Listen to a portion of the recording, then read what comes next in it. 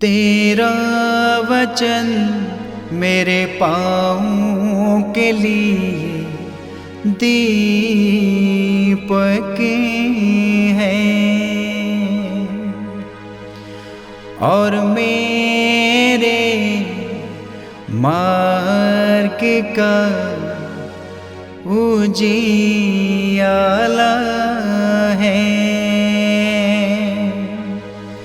तेरा वचन मेरे पाँवों के लिए दीपक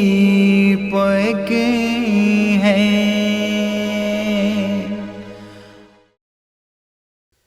पहला पाठ नबी ईसायास का ग्रंथ अध्याय 43 पद संख्या 16 से 21। प्रभु ने समुद्र में मार्ग बनाया और उमड़ती हुई लहरों में पथ तैयार किया था। उसने रथ, घोड़े और एक विशाल सेना बुलाई। वे सब के सब ढेर हो गए और फिर कभी नहीं उठ पाए। वे बत्ती की तरह जलकर बुझ गए। वही प्रभु कहता है, पिछली बातें भुला दो, पुरानी बातें जाने दो। देखो, मैं एक नया कार्य करने जा रहा हूँ, वह प्रारंभ हो चुका है। क्या तुम उसे नहीं देखते? मैं मरुभूमि में मार्ग बनाऊंगा और उजाड़ प्रदेश में पथ तैयार करूंगा।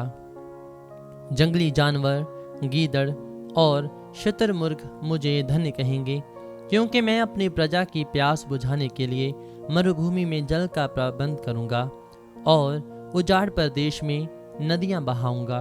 मैंने यह प्रजा अपने लिए बनाई है, यह मेरा स्तुति गान करेगी। यह प्रभु की वाणी है।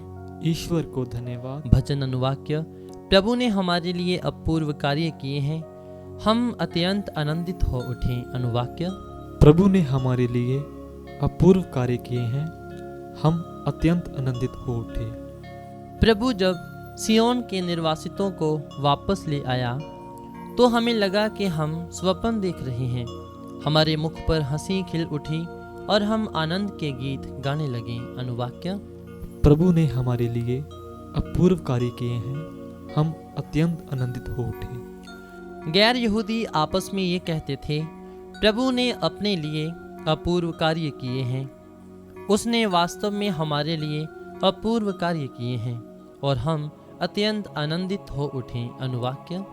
प्रभु ने हमारे लिए अपूर्व कार्य किए हैं, हम अत्यंत आनंदित हो उठे। हे प्रभु, मरुभूमि की नदियों की तरह हमारे निर्वासितों को वापस ले आ। जो रोते हुए बीज बोते हैं, वे गाते हुए लूटते हैं। अनुवाक्य। प्रभु ने हमारे लिए अपूर्व कार्य किए हैं, हम अत्यंत आनंदित हो उठे। जो बीज लेकर चले गए थे, जो रोते हुए चले गए थे, वे फूले लिए लौट रहे हैं, वे गाते हुए लौट रहे हैं। अनुवाक्य। प्रभु ने हमारे लिए अपूर्व कार्य किए हैं, हम अत्यंत आनंदित हो उठे।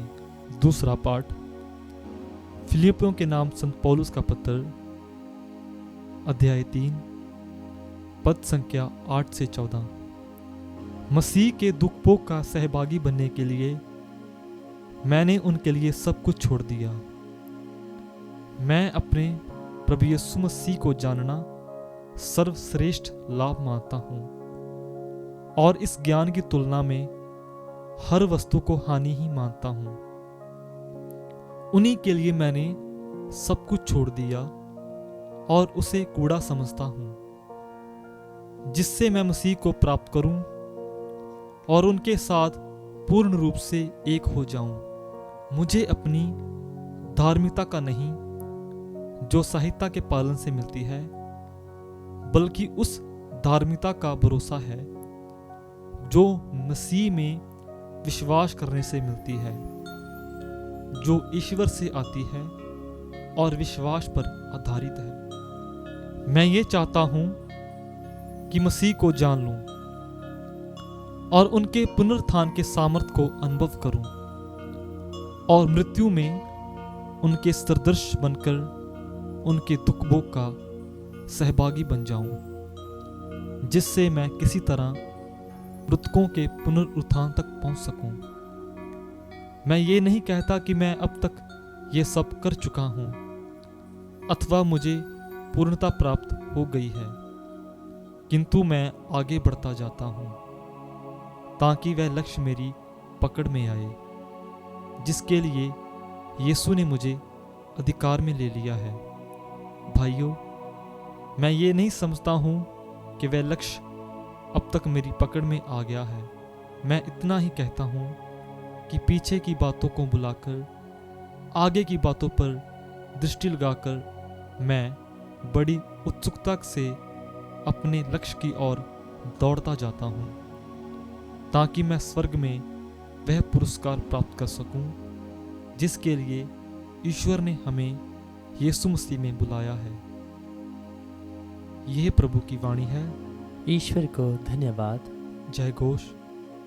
बुराई नहीं बल्कि भलाई की खोज में लगे रहो, जिससे तुम जीवित रह सको और कि विश्वमंडल का परमेश्वर सचमुच तुम्हारे साथ हो। संत योहन के अनुसार पवित्र सुसमाचार अध्याय 8 पद संख्या 1 से 11। तुम में से जो निष्पाप हो वही सबसे पहले इसे पत्थर मारे। यीशु जैतून पहाड़ चले गए। वह बड़े सवेरे फिर मंदिर आए। सारी जनता उनके पास इकट्ठी हो गई और वह बैठकर लोगों को शिक्षा दे रहे थे। उस समय शास्त्री और फरीसी व्यभिचार से पकड़ी गई एक स्त्री को ले आए और उसे बीच में खड़ा करा। उन्होंने यीशु से कहा, गुरुवर, ये स्त्री व्यभिचार करते हुए पकड़ी गई है। संहिता में मूसा ने हमें ऐसी स्त्रियों को पत्थर से मार डालने का आदेश दिया है। आप इसके विषय में क्या कहते हैं? उन्होंने यीशु की परीक्षा करते हुए ये कहा, जिससे उन्होंने उन पर दोष लगाने का कोई आधार मिल जाए। यीशु झुककर उंगली से भूमि पर लिखते रहे। तब वह उनसे उत्तर देने के लिए आग्रह करते रहे। तो यीशु ने सिर उठाकर उनसे कहा, तुम में से जो निष्पाप हो वही सबसे पहले इसे पत्थर मारे। और वह फिर झुककर भूमि पर लिखने लगे। ये सुनकर बड़ों से लेकर छोटों तक सब के सब एक एक करके खिसक गए।